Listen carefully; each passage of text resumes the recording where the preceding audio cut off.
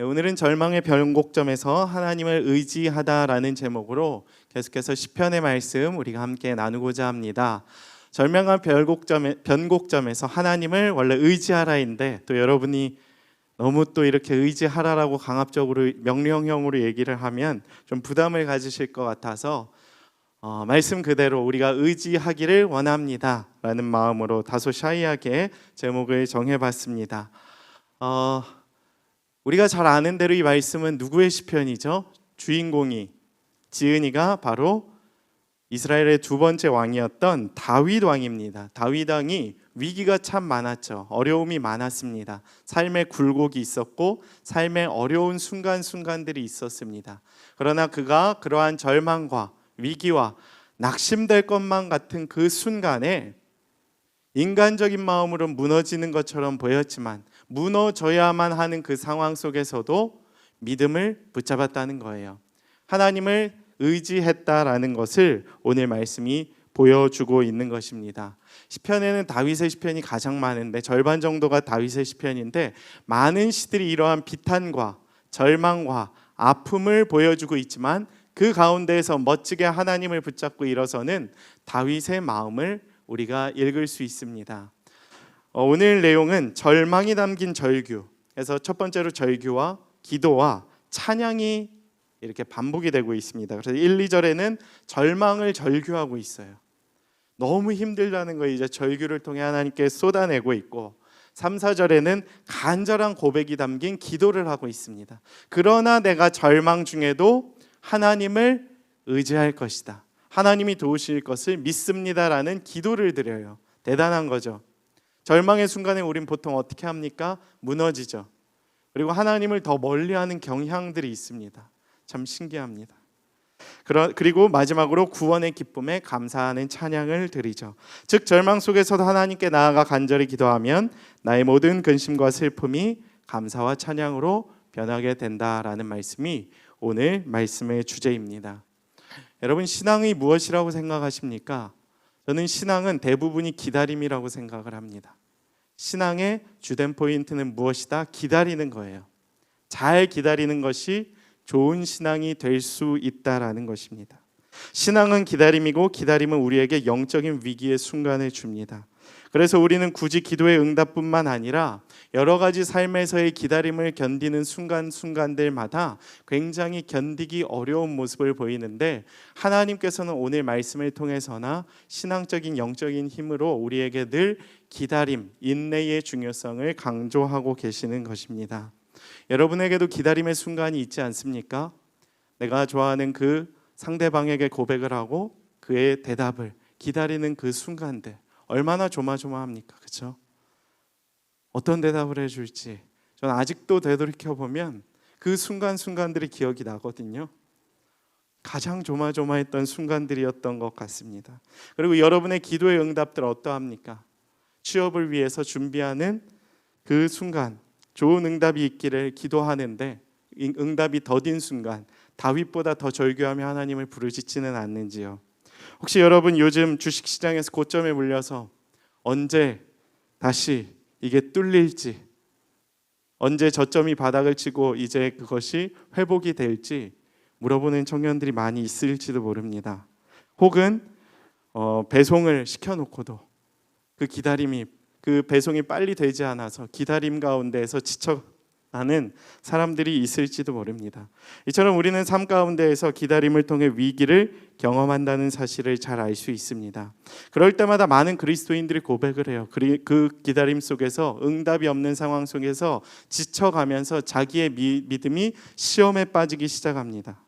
그리고 나는 믿음이 없구나, 아니면 하나님이 계시지 않구나 라고 이렇게 굉장히 극단적으로 자신의 믿음을 몰아가는 모습들을 보이는 경우들이 있어요. 그래서 어떤 청년들을 보면 슬럼프에 빠져요. 난 믿음이 없어. 역시 나는 안 돼. 하나님을 비난할 수는 없으니까 감히 하나님께 얘기하지는 못하고 기다림이 없는 자신의 모습을 보면서 역시 나는 믿음이 없어. 그리고 믿음을 스스로 저버리는 경향들도 있고, 그때의 나의 신실함은 가짜였나? 내가 이 정도밖에 안 되는 것이었나? 왜 중고등부 때는, 왜 청년 초반 때는 나의 믿음이 굳건하고 하나님을 잘 찾고 그랬는데 왜 지금의 나의 모습은 이 정도밖에 안 되는 것인가? 그때 하나님을 향해 부르짖었던 나의 믿음은 부질없던 것이었던가? 이렇게 외칠지도 모릅니다. 여러분, 그러나 우리 식사의 경우를 생각해 봅시다. 밥을 잘 먹는 경우에도 탈이 나면 이전에 식사를 했던 그러한 식사에 대한 경험까지도 우리가 부정을 하나요? 잘못됐다라고 생각을 하나요? 아닙니다. 그것이 아니죠. 그냥 오늘 식사가 나에게 잘 안 맞아서 탈이 날 수도 있고 다른 원인이 있을 수도 있었다는 것을 우리는 깨달아야 합니다. 그냥 식사를 또 하고 재활을 하고 치유를 하면 회복될 수 있다라는 거예요. 그러나 사탄이 우리를 미혹하죠. 너가 이전에 믿었던 하나님은 가짜다. 너희 신앙은 가짜다. 무너뜨리려고 합니다. 그러나 우리는 그러한 순간에 잘 견디고 의심하지 말고 오늘도 영적으로 잘 간호하고 재활해서 회복할 수 있는 믿음, 영적인 근육을 길러야 된다는 사실을 기억하실 수 있게 되기를 축복합니다. 그래서 근손실을 이루는 것이 아니라 우리의 영손실을 이루지 않도록 꾸준히 우리의 영적인 상황을 살피고 우리가 믿음으로 인내하면서 하나님께서 우리에게 주시는 믿음의 여정을 잘 감당할 수 있는 자들이 되기를 원합니다. 그래서 변곡점을 좀 기억하실 수 있었으면 좋겠어요. 여러분의 오늘 밑바닥 신앙을 찍고 있는 그 신앙이 오늘 이 예배를 통해서 다시 한번 변곡해서 이제 날아오를 수 있는 시간이 되기를 축복합니다. 오늘 예배의 시간을 통해 우리의 영적 암흑기가 탈출될 수 있는 시간이 되기를 소망합니다. 그러면 우리가 그것을 어떻게 회복해야 하는가? 오늘 이 말씀을 통해 우리가 그 처방을 알 수 있는데, 먼저 첫 번째 메시지는 무엇이냐 하면 하나님은 종종 침묵하십니다. 그러나 영적인 고난 가운데에서도 우리는 하나님의 뜻이 있음을 믿고 잘 기다려야 한다라는 사실입니다. 오늘 본문 말씀 1절과 2절에 어느 때까지니까가 4번이 등장을 해요. 다윗이 성격이 급했는지 아니면 정말 절망의 어두움의 터널이 길었는지 어느 때까지 이 나의 아픔이 지속될 것인가 라는 질문이 계속해서 이어집니다. 그리고 하나님께 따지죠. 나를 영원히 잊으셨습니까? 주의 얼굴을 도대체 어느 때까지 숨기시겠습니까? 나의 영혼이 아픕니다. 나의 원수들이 나를 공격하고 있습니다. 나는 계속해서 마음에 근심하고 있습니다. 그런데 어느 때까지 그것을 두고 봐 주실 것입니까? 나는 하나님을 위하여 살고 있는데 저 원수들의 공격을 주님 어느 때까지 참고 이렇게 아무 응답이 없으실 것입니까? 라고 질문을 던집니다. 신앙은 참 기다림의 연속인 것 같습니다. 제가 목회를 시작하면서 제가 존경하는 한 멘토를 찾아뵈었을 때 그분께서 저에게 여러 가지 조언을 해주셨는데 그 중에서 가장 기억에 남는 한마디가 있습니다. 그것은 무엇이냐 하면 바로 목회와 신앙에 있어서 가장 중요한 것은 잘 참는 것이다 라고 이야기를 해주셨던 것이었습니다. 그런데 신앙생활을 하고 목회를 하면서 가장 많이 접하는 신앙의 시험이 바로 인내의 시험이더라고요. 여러분들에게도 혹시 지금 인내의 시험이 계속해서 이어지고 있을지도 모릅니다. 그것은 저뿐만 아니라 많은 그리스도인들에게도 동일하게 적용될 수 있습니다. 하나님께서는 왜 다윗의 이러한 절규에도 불구하고 침묵을 계속해서 이어가셨을까요? 그것은 바로 그 침묵 속에 담긴 하나님의 놀라운 깊은 뜻이 있었기 때문입니다. 이 말씀을 통해서 우리는 다 알 수 없지만 다윗이 결국 그 사울의 쫓김과 아픔과 원수의 핍박 가운데에서도 하나님을 찾음으로 말미암아 절규로 시작했던 것이 기도로 변하고 기도가 결국 하나님의 응답으로 말미암아 놀라운 구원의 기쁨과 감사로 바뀌게 되는 기도의 역사를 경험하게 되죠.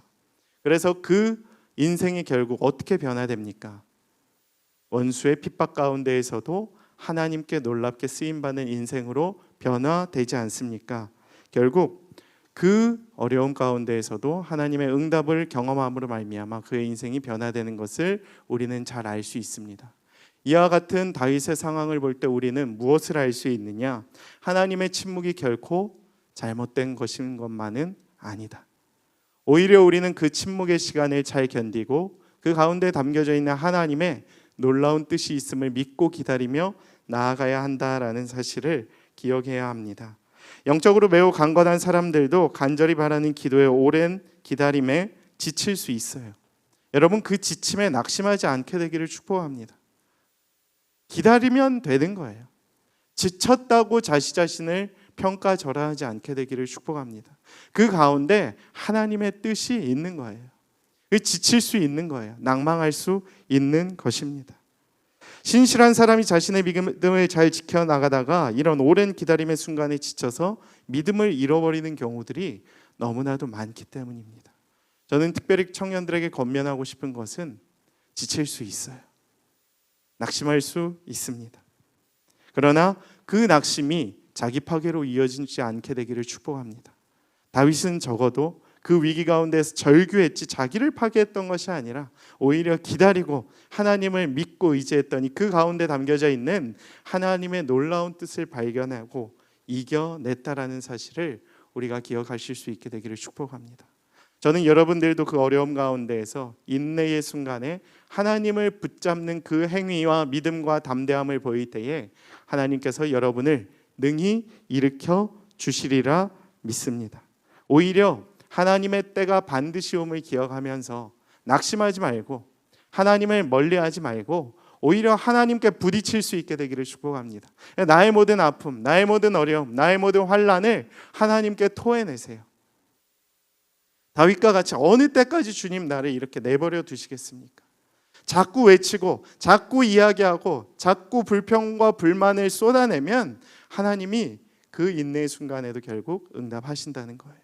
여러분, 모세가 그러지 않았습니까? 하나님께 불평을 많이 한 선지자였어요. 위대한 선지자이지만 하나님께 불평을 했다라는 것. 또 누가 있죠? 다윗이 그랬죠. 또 누가 있죠? 하박국 선지자도 불평을 잘했어요. 어느 때까지 이 원수들의 공격과 이 세상의 악을 주님 두고 보시겠습니까? 그 가운데 하나님이 놀랍게 응답하셨다라는 것입니다. 저는 여기에서 하나의 또 이야기를 좀 나누고 싶은 것이 있습니다. 하나님이 어떤 존재인가? 요즘 드라마 슬기로운 의사생활의 시즌2가 등장을 했습니다. 저도 재밌게 보고 있는데요. 여기서 제가 좀 주목해서 보는 인물이 한 명 있습니다. 바로 전미도 씨, 최송화라는 극중 인물로 등장하는 그 분을 제가 좀 이렇게 유심히 보고 있습니다. 예쁘셔서가 아니라 예쁘시기도 한데 이제 그가 이제 따뜻한 리더십이 있기 때문에 그의 이제 따뜻한 리더십이 요즘 연일 화제죠. 이렇게 후배들을 그 제자들을 챙기는 모습, 그리고 그 자기들의 이제 그 환우들에게도 따뜻하게 배려하면서 사랑으로 베푸는 모습. 그다음 그 키다리 아저씨를 이어받았는데 그 맡은 일에 책임을 다해서 열심히 섬기는 그의 모습을 보며 많은 이들이 그의 따뜻한 리더십에 큰 감동을 받고 있습니다. 그러나 한편으로는 현실에서는 왜 나한테는 최송화 같은 선배와 상사가 없을까라는 질문을 던지며 직장인들에게는 이게 직장 판타지물이라고 이야기들 하더라고요. 현실에선 그런 일이 일어나지 않기 때문에. 그러나 저는 그러한 모습조차도 우리에게 따스한 감동으로 전해질 수 있음이 굉장히 의미가 있다라고 봅니다. 우리에게도 그런 분이 있죠. 바로 하나님이십니다. 우리가 언제든지 가서 이야기할 수 있는 분, 그러한 따뜻한 리더십과 사랑을 지니신 분. 저는 오늘 이 말씀을 보면서 다윗도 대단하다고 봤지만 다윗과 하나님의 관계에 주목을 했어요. 여러분, 다윗이 불평을 합니다. 여러분 생각을 해보십시오. 내 삶 가운데에서 불평을 하는 인물이 누구입니까? 대상이 누구인지 되돌아볼 수 있었으면 좋겠습니다. 불평은 나의 마음의 속의 이야기들은 가장 가까운 사람에게 하는 거예요. 가장 가까운 사람. 그리고 가장 믿을 수 있고 가장 나를 사랑해 줄 수 있는 분에게 하는 겁니다. 하나님과 우리와의 관계도 이렇게 돼야 해요. 다윗이 하나님한테 그냥 다 쏟아내는 거예요. 슬기로운 의사생활에서도 그렇죠. 최송화 교수를 믿으니까 다 쏟아내는 거예요. 너무 힘듭니다. 도와주십시오. 그러면 그 따스한 리더십으로 나를 코치해주고 위로해주고 힘을 불어넣어주죠. 하나님도 동일하지 않습니까? 나의 모든 불평을 쏟아낼 때에 주님이 나의 그 모든 기도를 들으시고 뭐라 하시지 않지 않아요. 그렇죠? 너 건방지게 왜 나한테 대들어? 너 왜 건방지게 나한테 이러한 쓸데없는 불평들을 쏟아놓니? 이렇게 이야기하시지 않습니다. 오히려 그 기도를 들으시고 그의 마음 가운데 기도 가운데 따뜻한 감동을 주셔서 그가 스스로 일어설 수 있도록, 그가 하나님의 은혜로 일어설 수 있도록 오히려 그를 도와주십니다. 저는 우리와 하나님과의 관계가 이렇게 될 수 있게 되기를 축복합니다. 우리의 모든 아픔까지도 주님 앞에 쏟아내므로 말미암아 그러한 영적인 암흑기에서도 우리가 하나님의 뜻이 있음을 믿고 계속해서 견디며 나아갈 수 있는 힘이 우리 가운데 생겨날 수 있게 되기를 축복합니다. 그 힘이 어디서부터 나옵니까? 바로 하나님을 믿고 의지함으로부터 나온다는 것을 기억하시고 그 하나님께 우리의 모든 상황과 모든 아픔과 모든 연약함을 내어놓고 쏟아낼 때에 하나님께서 그 가운데 놀라운 해결책을 보여주시리라 믿습니다. 두 번째 메시지는 무엇이냐? 나의 고난, 영적인 침체와 위기 속에서도 하나님께서 우리는 여전히 일하시는 것을 믿어야 한다. 여러분, 하나님이 나의 위기 속에서도 여전히 일하심을 믿습니까? 저는 이러한 믿음이 여러분의 가운데 있을 수 있게 되기를 축복합니다. 진짜 굳건한 신뢰가 있어야 내가 어려울 때에도 그가 나를 도와준다라는 사실을 믿을 수 있는 거예요. 그러기 위해서는 우리 가운데 믿음이 필요하죠. 계속해서 쌓아가는 믿음이 필요한 것입니다. 관계의 믿음. 한 가지 예화를 좀 나누고자 합니다. 1820년에 생후 6주밖에 안 된 한 여자아이의 눈에 염증이 생겼습니다. 그런데 의사가 실수로 뜨거운 찜질약을 그의 눈 가운데 바르는 바람에 그의 눈에 각막이 타버렸다라고 해요. 그래서 아이는 영영 볼 수 없는 이렇게 맹인이 되었습니다. 그러나 그가 시간이 흘러 9살이 되었을 때 그의 인생 가운데 그가 이런 글을 썼다라고 합니다. 제가 비록 지금은 볼 수 없지만 저는 얼마나 행복한 영혼입니까? 나는 남들이 누리지 못하는 수많은 복을 누리고 있습니다. 내 눈이 먼 것조차도 현실적으로는 의사의 과실이었을지라도 저는 하나님의 실수는 아니었다라는 생각이 듭니다. 내가 평생 육신의 흑암 속에 살더라도 오히려 이 흑암을 바라보면서 그 너머에 있는 하나님의 영감을 바라봄으로 말미암아 저는 하나님을 찬미하는 사명을 평생토록 잘 감당할 수 있었기 때문입니다. 이런 고백을 했다라고 합니다. 그는 훗날 이런 고백을 하면서 이제 96년 동안 살면서 총 10,000편의 찬양을 지었다라고 합니다. 우리가 잘 아는 예수를 나의 구주 삼고 예수 나를 위하여 인내하신 구세주여 또 나의 갈 길 다가도록 나의 영원하신 기업, 우리 한국 찬송가에도 한 20여 편이 기록되어 있다라고 합니다. 바로 그는 그러한 수천 편의 찬송가를 쓴 페니 크로스비라는 인물이었습니다. 이 인물이 어떠했습니까? 자신의 고난에도 절망하지 않고 그 고난 가운데에서 끝까지 하나님을 의지하며 나아갔더니 바로 페니 크로스비가 하나님의 구원을 높이는 찬양의 도구로 그를 사용하셨다라는 사실입니다. 저는 우리의 삶 가운데에도 지금의 환경의 어려움에 낙심하지 않고 하나님의 뜻이 여전히 우리 가운데 있음을 믿고 하나님께서는 우리가 어떠하든지 우리가 낙심된 상황이든지 우리가 조금 실패했든지 여전히 그 가운데서 하나님의 사명을 이루기 위해 우리를 사용하신다는 것을 믿고 나아가는 주님의 백성들이 되기를 간절히 축복합니다. 오늘 본문에서도 다윗이 계속해서 질문을 하죠. 어느 때까지입니까? 그리고 거기서 좌절하고 무너지지 않고 하나님의 침묵의 시간들을 잘 견딤으로 말미암아 하나님의 큰 은혜를 얻죠. 하나님이 여전히 나를 일하실 것을 믿었기 때문입니다. 하나님의 침묵이 하나님의 시험의 시간이었고 그의 믿음이 숙성되는 시간이었던 것입니다. 고난을 통해서 하나님의 더 큰 상급을 바라보는 믿음이 그에게 있었기 때문에 그에게 은혜가 임하였다. 5절의 고백 우리가 함께 좀 나누고자 하는데요. 나는 오직 주의 사랑을 의지하여 싸우니 나의 마음은 주의 구원을 기뻐하리이다. 이것은 무엇을 의미합니까? 다윗이 이전에도 경험했던 하나님의 한결같은 사랑을 믿고 있었음을 우리는 알 수 있다라는 거예요. 나의 마음은 주의 구원을 기뻐하리이다라는 고백이 어떻게 나올 수 있었습니까? 나는 오직 주의 사랑을 의지하여 싸우니. 이전에 내가 믿었던 그러한 은혜의 흔적들, 믿음의 역사들이 잘 쌓여서 지금 믿음의 결단으로 이루어지게 되었다라는 사실입니다. 즉 이것이 중요한 거예요. 청년의 때가 중요한 것은 무엇이냐 하면 하나님의 친밀한 경험을 쌓을 수 있는 영적인 일들과 순간들이 너무나도 많기 때문입니다. 그리고 저는 그것이 훗날에 우리에게 귀한 영적인 자산이 됩니다. 그래서 훗날 나에게 더 큰 위기가 다가왔을 때 다윗과 같은 고백을 할 수 있게 되는 거예요. 내가 이전에 오직 주의 사랑을 의지하며 주님을 믿고 나아갔던 그때의 은혜의 흔적들이 지금 오늘 내가 다시 한번 하나님을 붙잡는 선택을 할 수 있는 결단으로 나를 이끌어 주었습니다.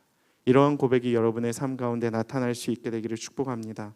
40대 50대 이후가 되면 인생에도 관성의 법칙이 붙잖아요. 그렇죠? 하던 대로 경험하던 대로 살아가려고 하는 경향들이 많습니다.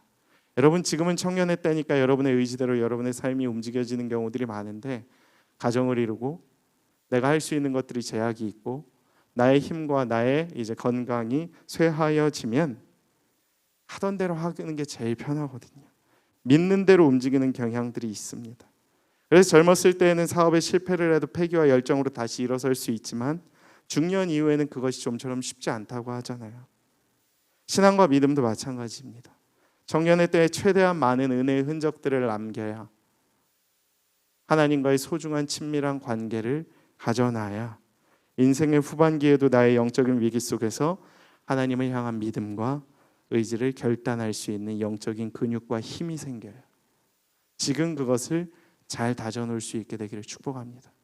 저는 다윗이 노년에도 그렇게 하나님을 붙잡을 수 있었던 이유는 젊었을 때에 끝까지 하나님을 붙잡았던 믿음의 흔적들, 은혜의 흔적들이 있기 때문에 그 믿음의 경험들이 훗날 내가 더 크게 겪는 믿음의 어려움 가운데에서도 하나님을 선택할 수 있는 유일한 이유가 되었다라고 봅니다. 위기와 절망의 변곡점에서 다시 일어설 수 있는 믿음의 청년들이 되십시오.